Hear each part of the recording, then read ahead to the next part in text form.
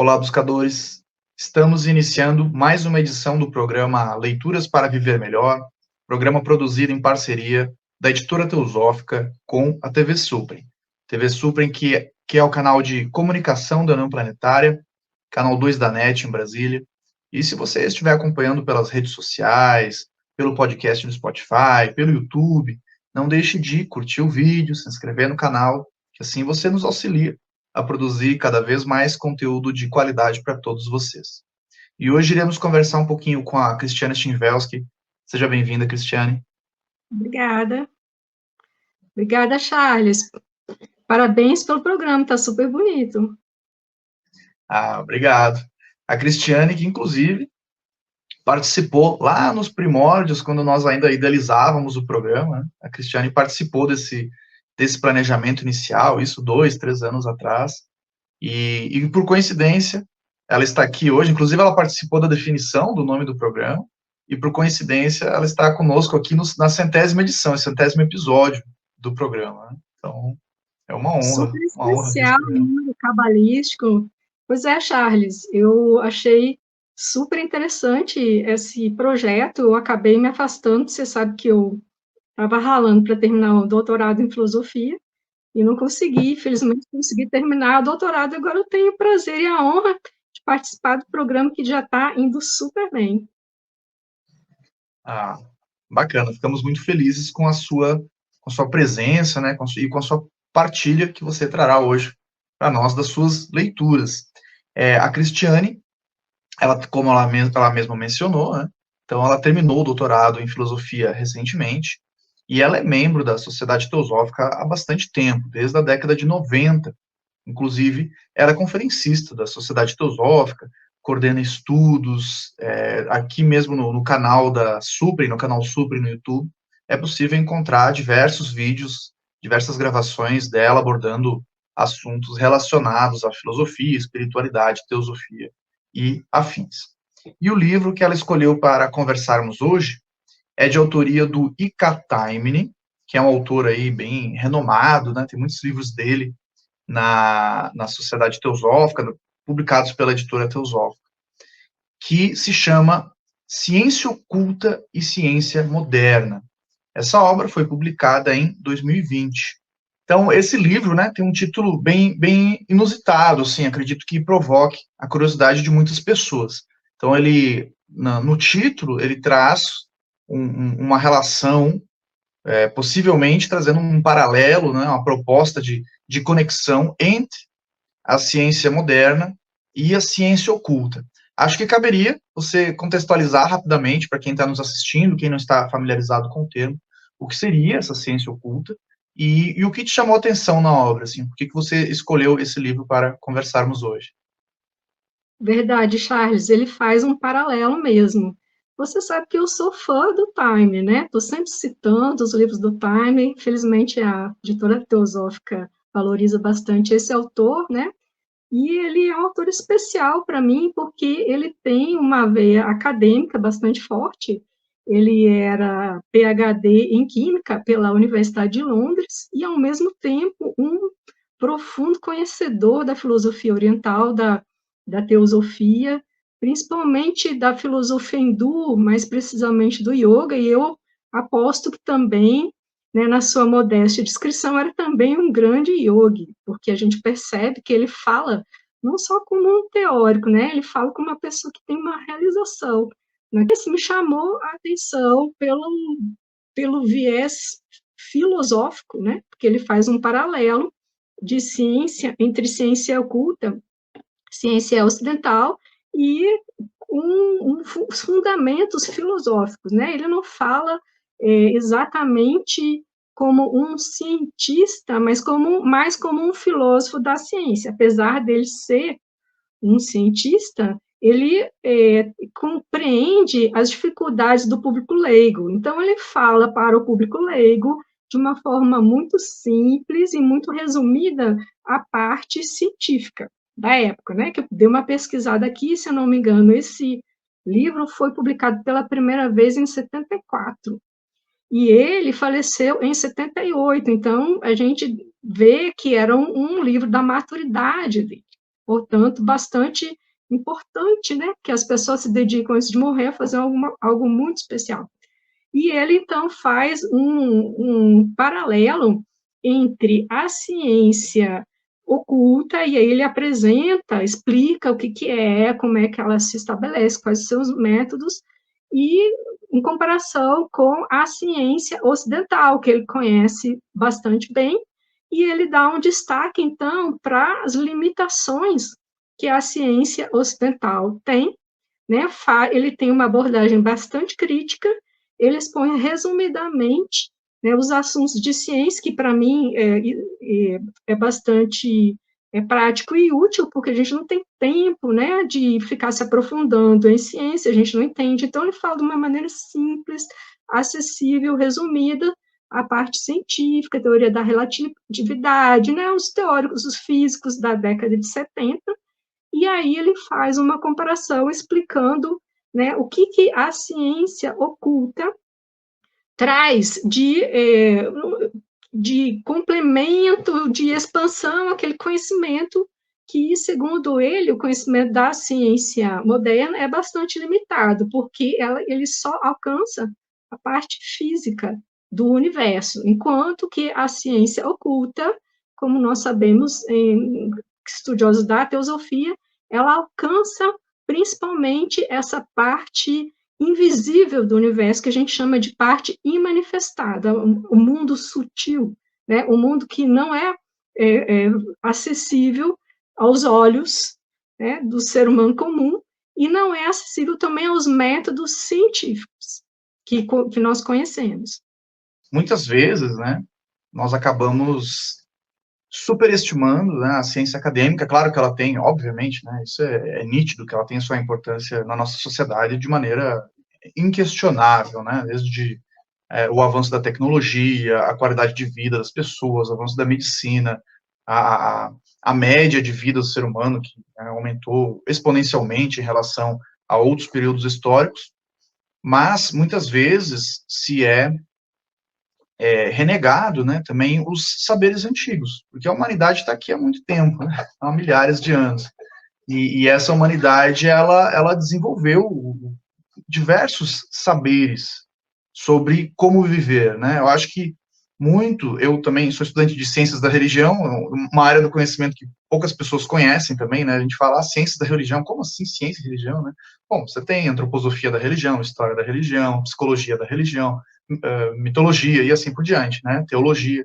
Então você tem várias ciências hoje relacionados ao estudo, né, de religiões e tradições religiosas e filosóficas da, da antiguidade, e que muito podem contribuir para o bem viver do ser humano. Acho que muito é essa a questão, né? Há estudos que indicam que quem participa, né, de uma comunidade religiosa acaba desenvolvendo um índice de felicidade maior, aumenta até a longevidade da pessoa, né? Porque nós temos essa questão do pertencimento, né, de pertencer a um grupo, e também o ser humano tem essa busca inata, né, por respostas e uma busca por sentido da sua própria existência.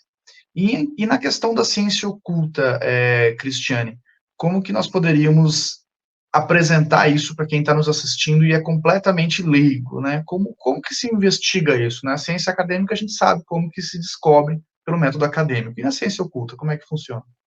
Então, bem como você falou, a ciência oculta é a ciência dos métodos antigos. A gente sabe que quando a civilização começou no Ocidente e, portanto, usava fraldas, a sabedoria oriental andava de bengala, né? Porque se desenvolveu muito antes.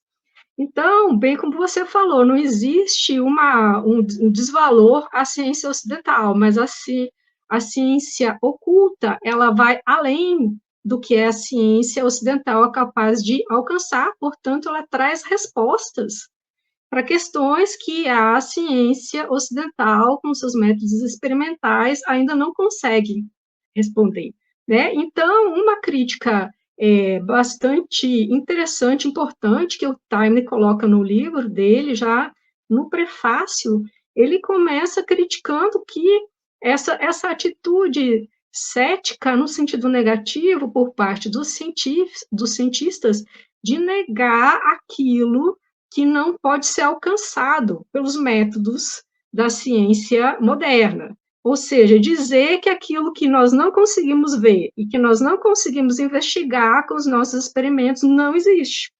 Né? Então, ele já começa desconstruindo essa falácia, esse falso raciocínio. Você imagina, isso é nitidamente falso, é só a gente voltar no tempo, alguns séculos, né, o tempo em que não existiam microscópio e telescópio. Né? Então, como não existiam esses aparelhos, as coisas microscópicas que hoje nós conseguimos ver com os microscópios bem avançados, e as coisas distantes que nós vemos com os telescópios hoje não existiam. Né? É óbvio que essas coisas sempre existiram, né? Até hoje existem, mas numa época não se podia perceber. Né? Então, é um absurdo dizer que elas não existem, né? E é um absurdo também desprezar, ridicularizar aqueles métodos que se declaram como capazes de alcançar essas realidades, que são esses métodos antigos, os que são os métodos da ciência oculta, que vão além do mundo visível. Né? Então, existe, né, uma forma de acessar essas realidades invisíveis e de dar respostas a muitas perguntas que nós precisamos valorizar, né? Este é o programa Leituras para Viver Melhor. Hoje estamos conversando com a Cristiane Stinwelski sobre o livro Ciência Oculta e Ciência Moderna, de autoria do Ika Time, publicado pela editora Teosófica. Nós vamos para um rápido intervalo e voltamos daqui a pouco. Até já.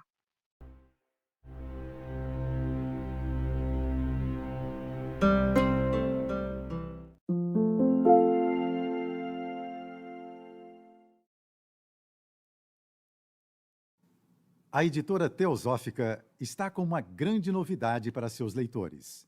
A revista Sofia, publicação que há quase 20 anos apresenta temas relacionados à espiritualidade, autoconhecimento, religiões, ciência e filosofia, agora está disponível também na versão digital. Nesta nova modalidade, o leitor pode acessar todos os mais de 90 exemplares da revista Sofia já publicados, seja na tela de seu computador, tablet ou smartphone, já que o conteúdo se adapta à tela do dispositivo utilizado. Entre em contato pelos canais da editora Teosófica para maiores informações e consulte os valores promocionais para quem já é assinante da revista impressa. Editora Teosófica. Livros para viver melhor.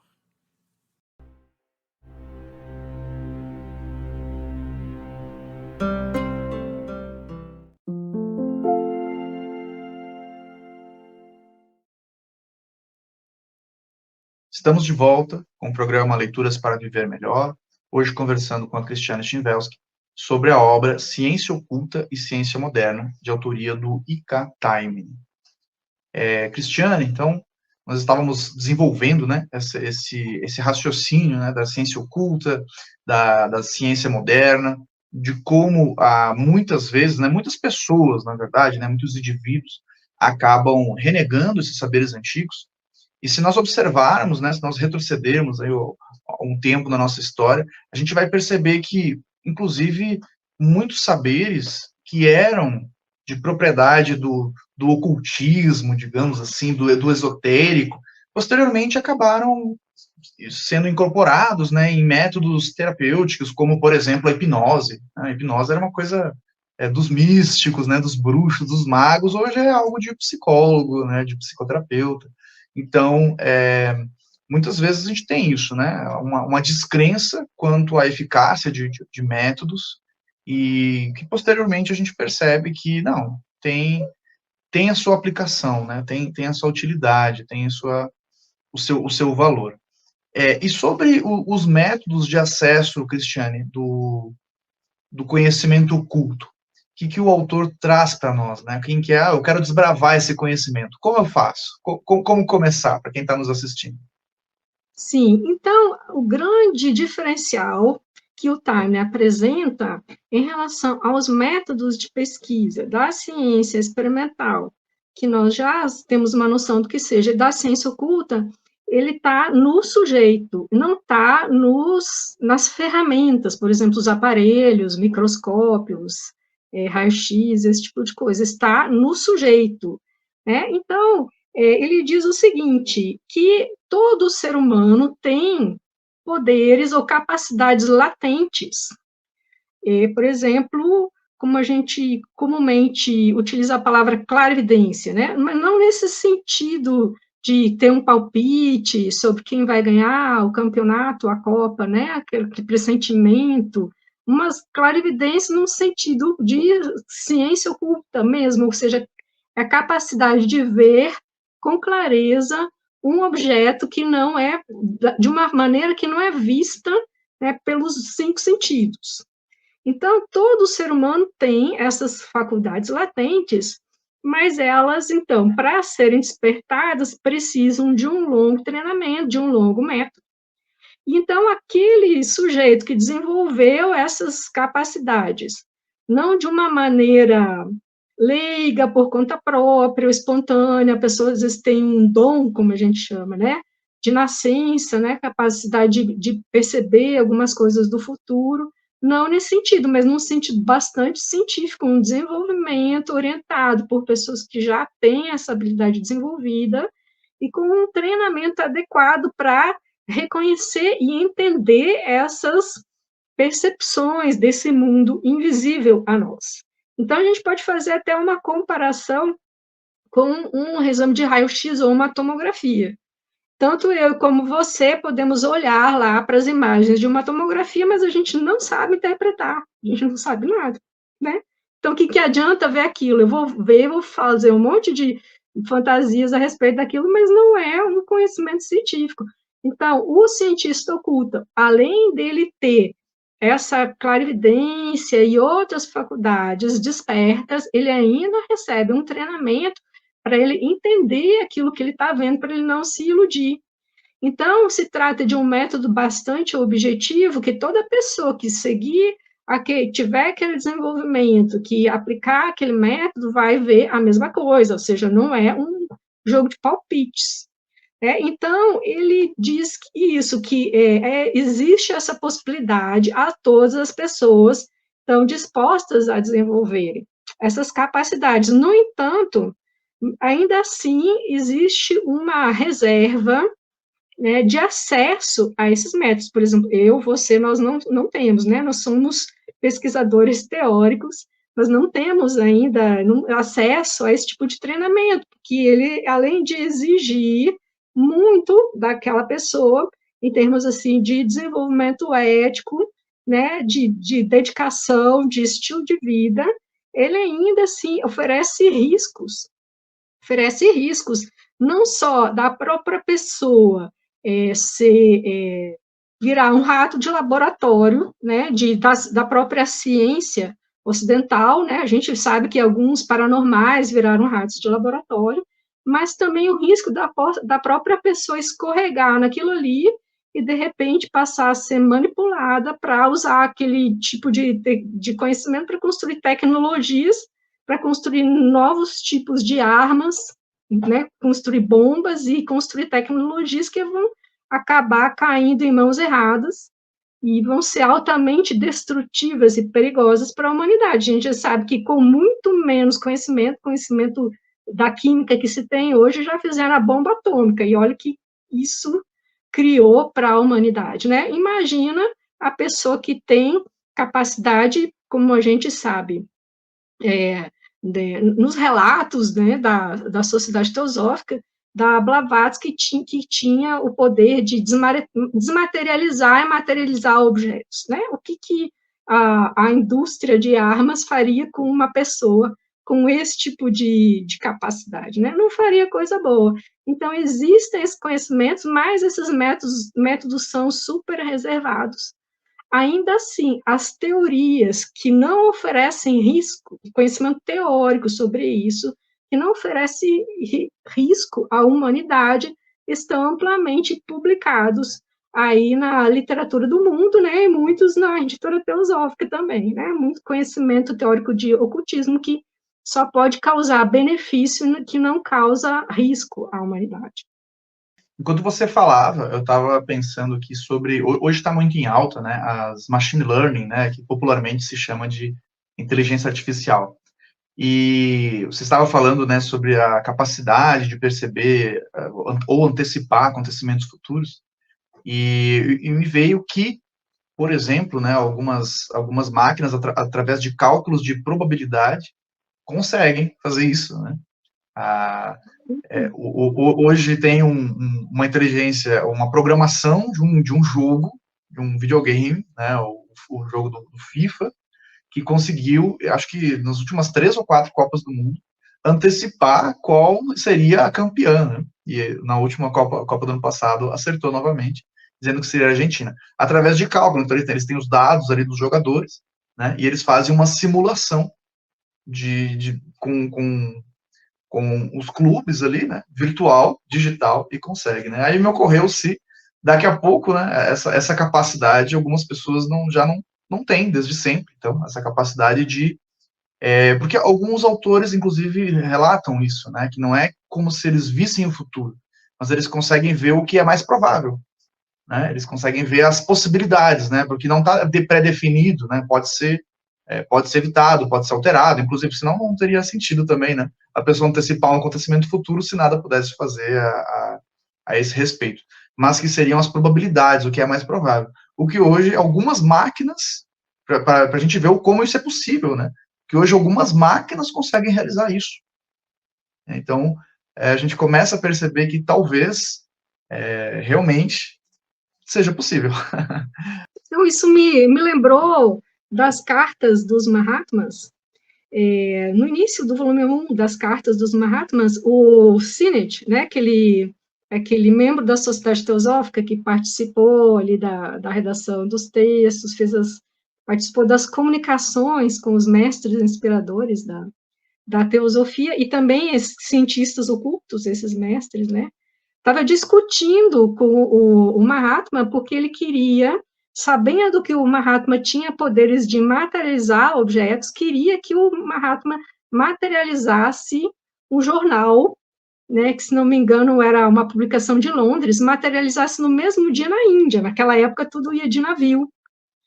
Né? E aí o Mahatma foi contra, porque ele disse assim, as pessoas vão te chamar de charlatão, elas vão te chamar de um funcionário do diabo, né, uma coisa do demônio, e vão te assassinar, né, no parque na primeira vez que sair de casa, né, super perigoso. Mas você vê, hoje em dia a gente tem notícias em tempo real, a gente está assistindo a guerra, né, isso que você falou. Então parecia, era magia, há um tempo atrás, nem tanto, esse negócio do jornal. Parecia mágica. E hoje em dia a gente tem tecnologia para isso, né? Para transmitir em tempo real uma imagem, né? Mesmo assim, não nem um jornal, né? Mas imagens com sons. Agora, infelizmente, a gente assiste guerra em tempo real online, né? Parecia mágica, mas não é. Então, na verdade, todo esse conhecimento de ciência oculta é um conhecimento de uma tecnologia que a ciência experimental, ocidental, ainda não tem meios, né, para desenvolver dessa mesma maneira, né? E tem, então, a gente sabe que existe uma inspiração desses cientistas ocultos, dos Mahatmas, né, na criação científica, mas também tem uma reserva, né? Aquilo que a humanidade ainda não tem condições de lidar, então isso fica reservado, porque você imagina se nós temos condições de saber com antecedência o que vai acontecer, o que nós podemos fazer, que dirá manipular a matéria. Né? Será que isso não estaria sendo usado na guerra em Israel, que está acontecendo agora? Né? Provavelmente sim. Então, existe essa reserva. Mas esse conhecimento teórico, então, ele está bastante disponível. Esse foi o 100º episódio do programa Leituras para Viver Melhor, e hoje conversamos com a Christiane Schimvelski sobre o livro Ciência Oculta e Ciência Moderna, de autoria do Ika Taimen, publicado em 2020 pela editora Teosófica. Nós vamos ficando por aqui e até o nosso próximo encontro.